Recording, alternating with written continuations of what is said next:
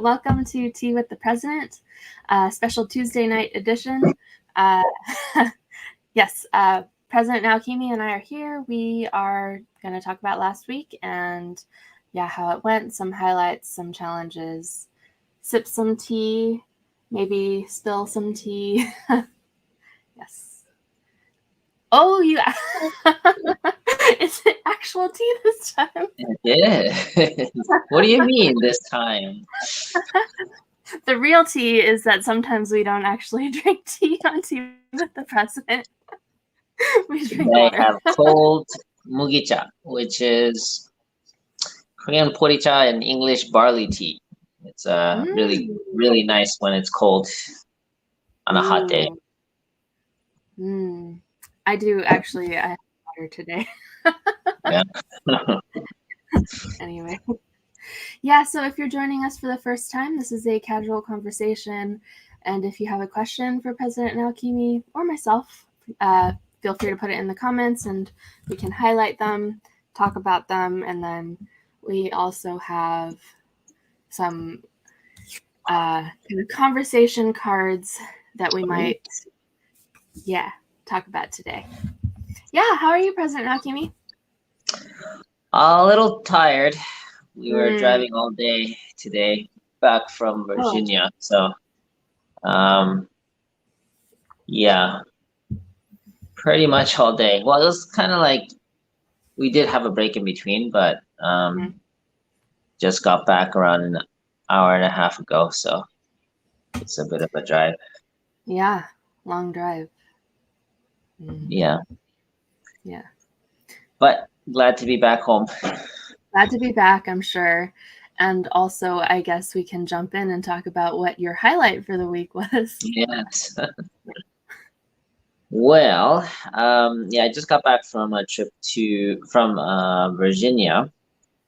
My wife's sister had a birthday and a 40th birthday, so we decided to go down and celebrate. A couple years back, we did that for my wife when she turned 40, and so we figured it'd be good to do that for the other siblings, and so everyone gathered, and first night we had a nice sushi dinner. Well, it wasn't sushi. It was I don't know. It's a high-end restaurant called Nobu, and oh, really? Isn't Nobu? Oh, I guess DC area. Yeah, DC area. Yeah, exactly. I've heard of Nobu. Yeah. So we decided to do that, and not cheap, but it's an experience. So 40 only comes once, I figured, so we'll invest. But it was good. I mean, the whole family. I mean, people traveled from Chicago and Los Angeles and New York to gather together as siblings. So I thought that was nice. Yeah, great. Definitely a highlight. And also on the way back, I had a chance to just stop by Kayleigh's, which she lives in Maryland. So nice house, backyard has a pool, and we were just our family and theirs, and it was really nice. I really felt like a little haven, a peaceful haven before getting back into the work of things. Charged up a little bit. It sounds like you had a little vacation. Yeah, it was nice. I'm glad I was able to take a full day off on Sunday, which was the main day, which was the birthday. So that was good. I was happy we had that. Yeah. So there's a Nobu in Los Angeles I've never been to, but there's actually, I want to say like 3 or 4 BCs who work there. Oh, really? Because, I mean, it's a high-end restaurant, right? And they pay pretty well, like on top of the tips that. Oh, really? Yeah, and apparently they have pretty good benefits. So I know people who have like left careers to work at Nobu. Interesting. Maybe I should consider a change of career. A career change. You like the food? Yeah, I'm sure mission worthy? Did you like the food? Was it like mission Well, yeah, worthy? we did the whole omakase, which is like sampler menu. Um, Mm, and so yeah, they came with small special dishes and then like a course meal with different dishes. So it was like a 2.5 hour, course while we're wow. eating.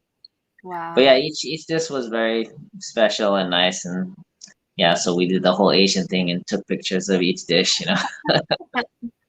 So you will never ever forget Yes. the meal. Nice. Especially with Um, the price we're paying, you gotta make sure you keep a record. yeah. Okay, so in the comments, let's see. Yoko said Mugi-cha, heart. Mugicha, yes, that is correct. And Mugicha. then Akemi said nothing better than cold Mugi-cha in this hot weather, even I winter too. I agree. And then Taka said barley tea bag plus Sprite equals McCool. Not quite, but similar ingredients. Similar ingredients. Now I'm curious if Taka has tried this recipe. I'm curious now. I kind of want to try that out. I like Nicole, so Yeah, homemade McCool. It doesn't sound like a bad idea. no, it's interesting.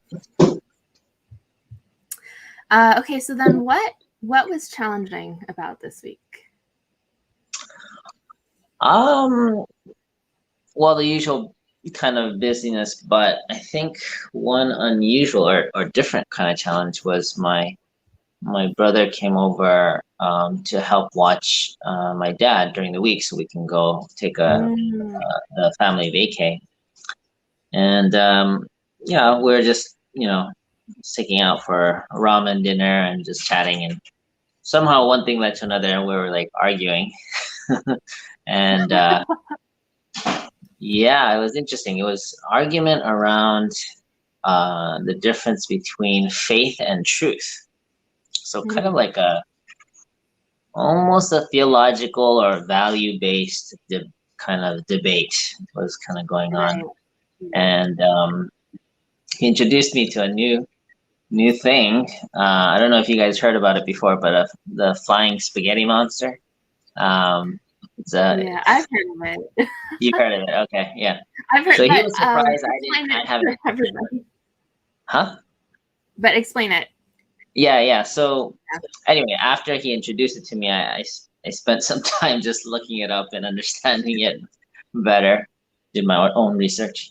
But the basic concept is that, anything that you cannot prove without a doubt through science is not true.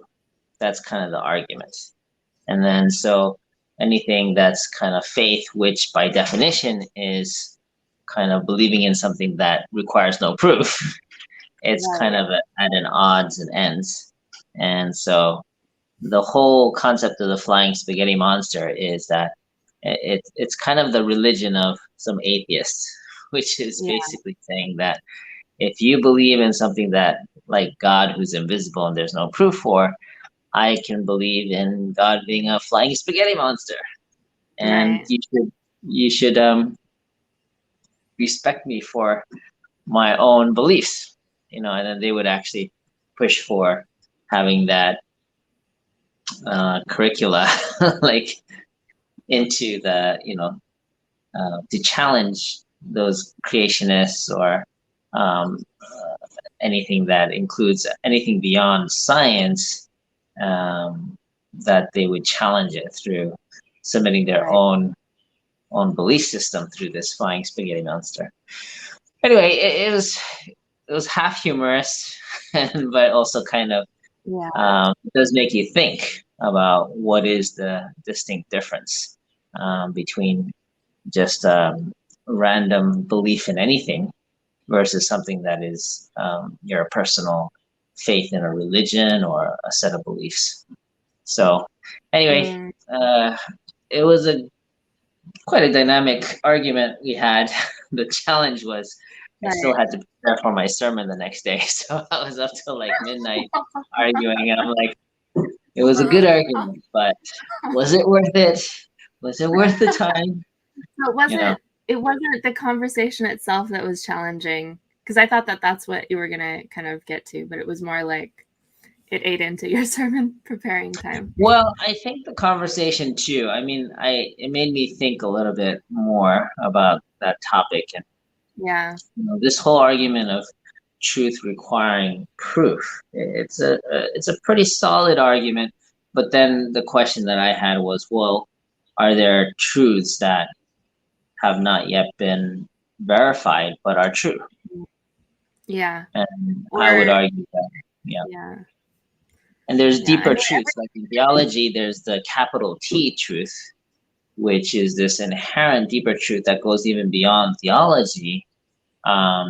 That's not really like verified per se with scientific evidence, but it's something that you kind of know to be true, deeper things. So anyway, didn't get to really finish that conversation, but it definitely made me think and reflect a little bit more about about our beliefs and how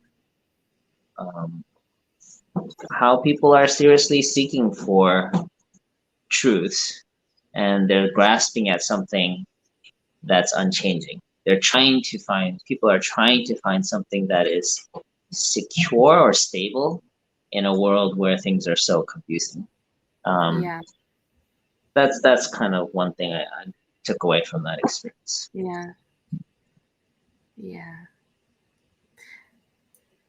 I guess my immediate response, because it's not an answer, but my immediate reflection is that like the existence of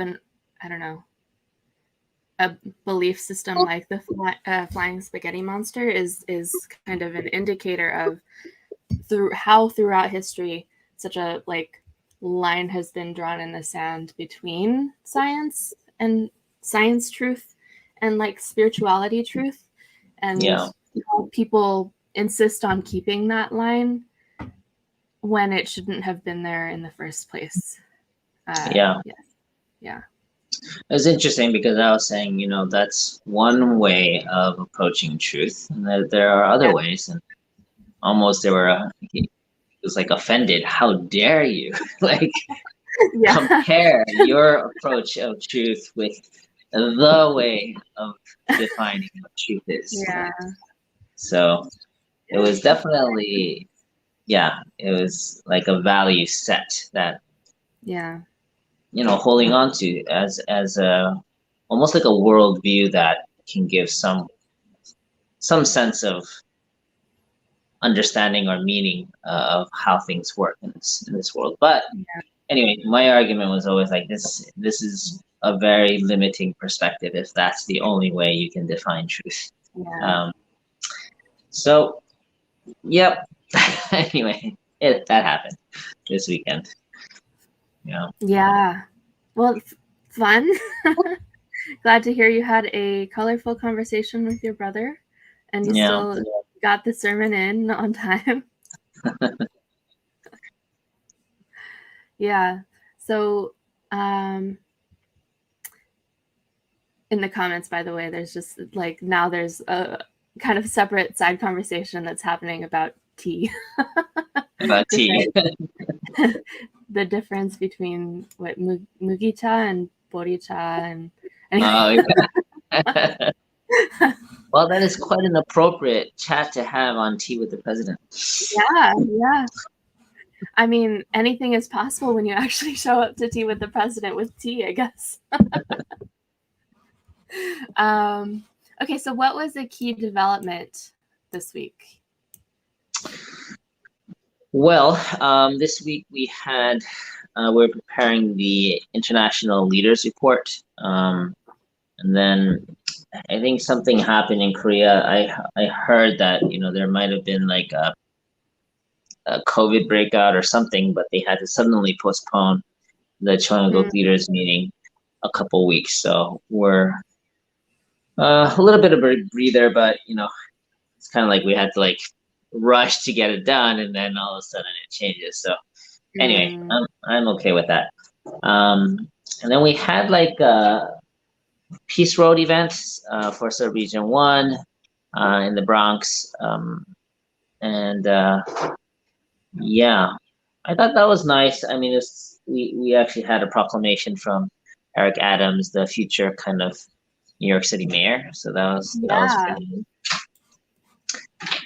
So good job, Bronx and Subregion 1 working that out. And we also had a board meeting. I know it's not so interesting to most people, but it's one of those things where you kind of have to have once every or 3 times a year to like make really important decisions and stuff. So anyway, those are some things that happened. And a whole bunch of meetings happened today too. So yeah, I can't even remember. Oh, there's a proclamation. Look at that. Yeah. So, yeah, Eric Adams, the president of the borough of Brooklyn, proclaimed Reverend Hak Jahan Moon Celebration Day. So that's pretty exciting. Yeah, it's quite a proclamation there. Okay, continue. Sorry. Yeah, I think in terms of key developments, I would say that was it. What else did we announce this morning? Yeah, I think that's pretty much it. Yeah, again, a whole bunch of meetings on the drive back. I had to kind of take it. Grateful my wife could drive so I could do all my meetings well. Yep. So, what table topic you got for me today, Yoshie? Okay, well, okay, I've got a couple of questions. Let's see. Okay, the first one is, when are you your best self? When am I my best?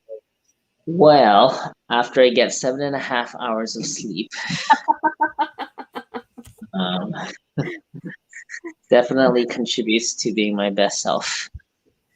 What else? I think,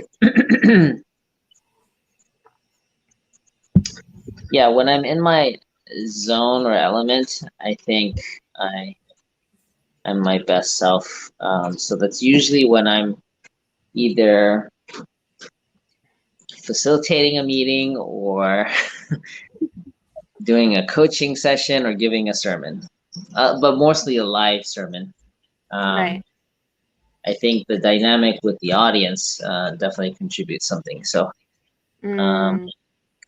yeah, I think those are when I'm kind of my best self, is when I'm in my zone, like my area of both passion and strength simultaneously. That's kind of when I show up at my best. Great. Okay, so you're your best self. One, when you get enough sleep, 7.5 hours. Yes, sleep helps. And then 2, when you are facilitating, giving a sermon, coaching in some way. Yeah. Well, one other time,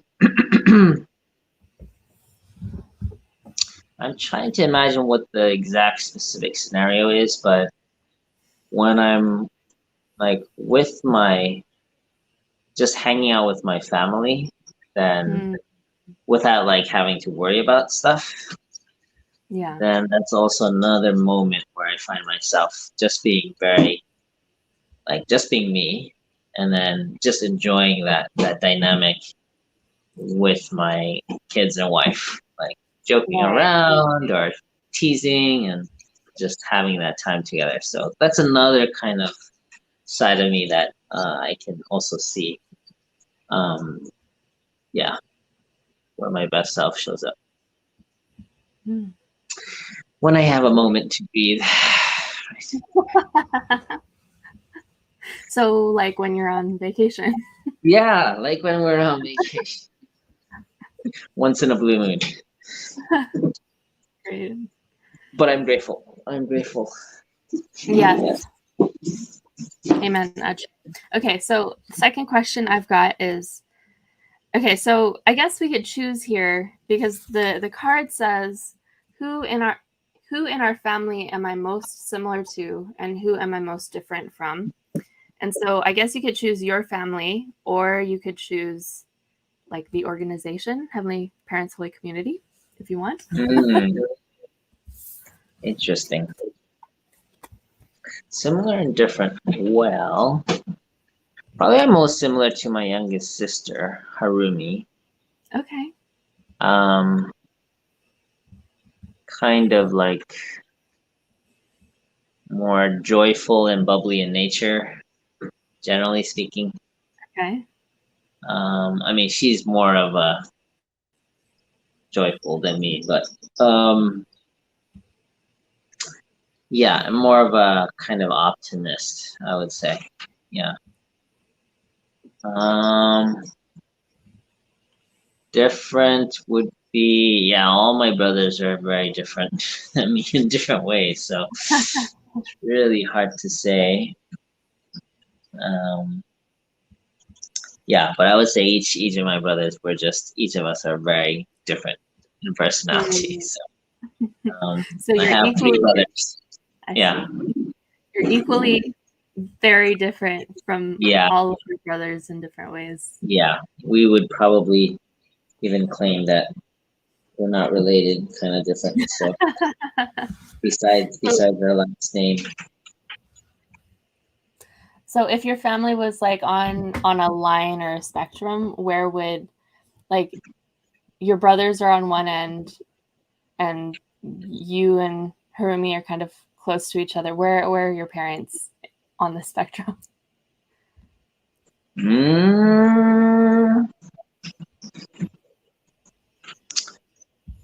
Yeah, it's like, I mean, I get certain natures from my mom and my dad. So my dad Yeah. is more of like this visionary and occasionally joyful and that kind of stuff. And then, but he's also very strict and, you know, critical at other times. That's more my brother's side, I would say. And then my mom, she's very detailed planning or organized, like keeps a record of all the key events in the year. Basically what I do, you know, in terms of like keeping records of stuff. But she's also very well, recently she's been more like critical of things and, you know, kind of get stuck in that kind of thinking. So yeah, I can see like nature's coming from both sides. And then yeah, I don't know how to differentiate with my siblings, but yeah, I would say I get those. Like Yeah, XY graph situation. yeah, maybe we need to draw out those mathematical formulas. But we're all stubborn, all six of us. Nice. Yeah. I mean, I think it's a useful trait to have in life. I think so. I mean, all six of you are stubborn. That must have caused challenges growing up. Yeah, we fought like all the time. At least the brothers did. Poor mom, but yep, we were boys. What can we say? Got it. Okay, so I think that's enough for the question cards. Let's talk about what we're looking forward to in this coming week. Well, before we go there, in terms of within our organization. Okay, all right. You want to talk about that? I would say, in terms of like organizational thinking, I would say I'm Takami-san is most similar among the sub-regional leaders. he Okay. thinks in a very similar way in terms of Mhm. managing and organizing and sustainability. And in terms of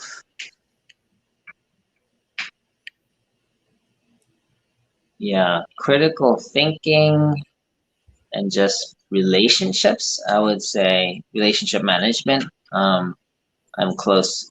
The style is very similar with Kele. I can actually, we work well together because we can understand the approach to things. Approach, especially in relationships, how to manage relationships.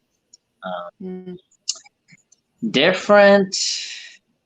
I don't know. There's just so many different people. I would say.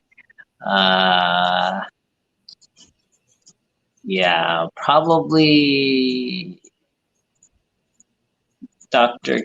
Kim was very different than me in terms of approach and doing things. In some sense, Damien was also very different. Very kind of dynamic and out there. Kind of, I rather prefer more in the managing from behind. So the difference is just there's so many different ways to see who's different in that way, but similar, I would say, Takami-san and Kelly. Yeah. Those are good answers. Well, thank you, Yoshie. Yeah. I remember you talking about how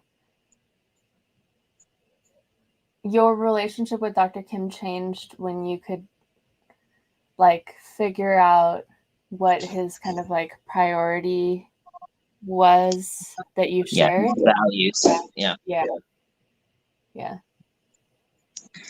That's one way to really enhance your communication with anybody is to understand what's their value sets. And then if you can understand that and communicate through those, then you can actually communicate. Yeah. So just because somebody is different from you doesn't mean you can't work with them. Exactly. Because we're all different. So the idea is to find that one or two things that you both value, and then you can actually communicate. So because I mean, I was just watching it, from a separate office, but I think that you had a pretty great working relationship with Damien too.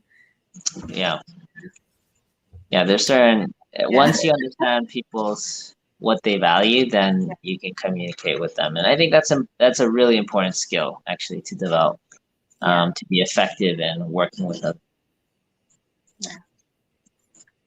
We do have a question from the audience. Oh, okay. Marie Bond says, I really miss, I think, when we read the comments about National Family Service. Oh, That's probably because we highlighted Marie Bond's comments many times. She's a star commenter. I think actually also Jennifer is on here. She commented a few times. That's right. Anyway, we're just trying to, the question is why we changed it. We were just trying something different since we've been doing this for, I don't know how long we've been doing this, but 4 or 5 months already. So we wanted to try using a people topic. In January.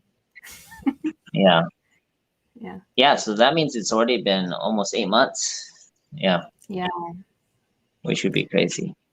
But I mean, we can alternate too. We can alternate. So noted. Okay. Marie Bond. We shall keep that in mind. Jennifer says, I am here. And she said also she's in a meeting, so she's kind of like here. Well, I missed you at our online Holy Community meeting, Holy Canaanites, last Thursday, Jennifer. But I'm glad you could join us today. Yes. Okay, so now that we've talked about that, what are you looking forward to in this coming week? Yeah, just to wrap it up, let's see, this week. Um, well, I am looking forward to spending a bit of time with ResFred to kind of really map out our plans for Subregion 1 for the rest of the semester. There's been a lot of pressure coming down from heaven about getting ready for the next rally, and I had a good meeting today with the sub-regional leaders to kind of put it into perspective, but I just kind of want to lay it out with Subregion 1. That way I don't have to stress about it and just kind of pitch that whole vision to all. Because I'm going to do a tour in September.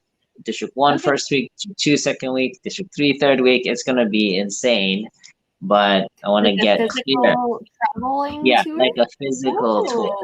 Oh, So wow. it's rare, but I'm doing it. So yeah, so that's kind of I want to get clear on the overall plan. Once that's clear, then I'll be able to share that message wherever I go, and everyone will get on the same page. So that's one thing I'm looking forward to plan that out together with Restaurant. Mm-hmm. Great. So you're planning your tours with Restaurant, and that's what you're looking forward to. Great. Okay, Yes, so on that note, I think... Yes, I know. It's a little sad. That's what I look forward to is planning, meeting. Well, that's when you're your best self or something. That's right. It's for the whole sub-region, that's what I'm excited about. Right. Yeah. Yeah, okay, so I think we're out of time for this evening. But thank you all for joining us. We had a journey where we talked about tea and the flying spaghetti monster. And yeah, can't wait to do it again next week on Sunday. Yes, on Sunday. Yes, on Sunday. Yeah, and God bless you, and we will see you next week. See you next week, everyone. Bye. Bye.